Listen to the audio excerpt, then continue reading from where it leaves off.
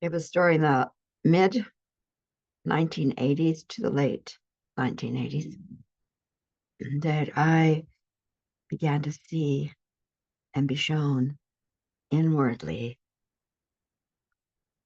participation that I, as a soul in a physical bodysuit, had in life. It wasn't God tells me what to do and therefore I do it. I learned that there's a participation. One day on a long drive, my partner at the time and I were taking, he said, Sharon, someone's with us in the car. He was very clairvoyant. I'm telepathic. I can't necessarily see. So I said, okay, just a minute. And I tuned in, and indeed, in the back seat, there was an Indian chief passed on, but in our car.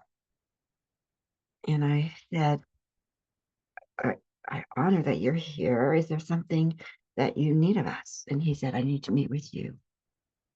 I said, I would love that. And I won't be back to my home until probably maybe midnight. So it will be late. And he said, that's okay. We do our sacred ceremonies and work in the night. I said, okay, wonderful. I will meet you when I'm back home and have space prepared. I didn't know what to do. I'm new at this. I've never had an Indian chief show up in my car before. I get home and I do what I know to do. I set space, do a medicine wheel, bring in cornmeal and sage and cedar, set it up, sit quietly. My partner's gone on to bed. And I said, I'm here. What is it that you need? And he showed up and said, I need your help. I think that you can help us. We've seen what you've been doing for those on the planet, helping relieve their pain.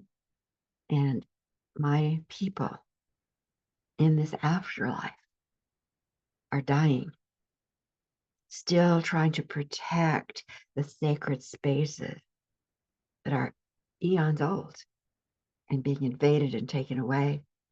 And we don't have the strength here in this world to do that any longer. And we don't know what else to do. Well, truthfully, I didn't either. Fortunately, I'd built 20 years of conversations and interactions with beings in the unseen.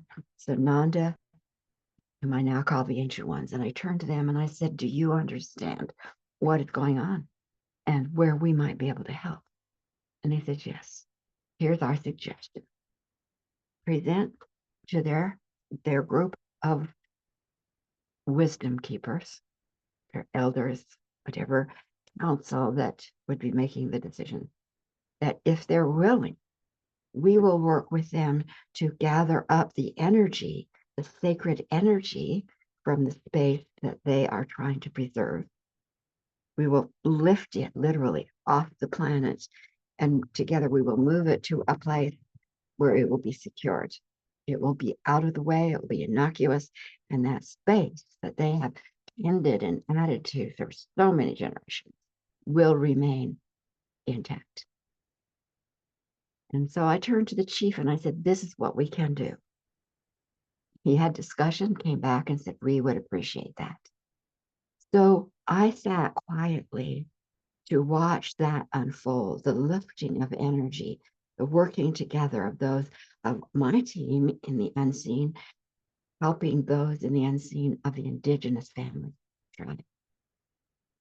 And they moved that energy, secured it on the planet in a place unknown to be untouched. Still here.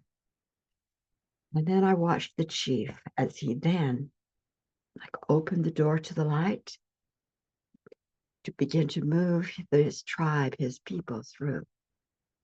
And he stood in respect and honor and gratitude, moving them through.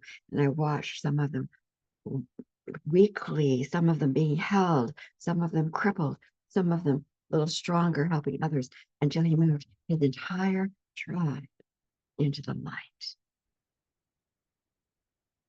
And once they were gone, He turned to me, thanked me and my group. I thought to myself, this is the energy. This is the energy of a leader. And then he went through. That happened with 3, 4 other tribes. In this day, in this moment, 2025, those chiefs have returned to me. They are coming back to help us end what had destroyed them and is trying to destroy us, whatever us means to you. And they're back. They are different. Our energies here on the planet are different. Our star strength is different. These indigenous leaders, they've held the answer, and they would not be allowed to manifest it in their day. They will now. Blessed, blessed be.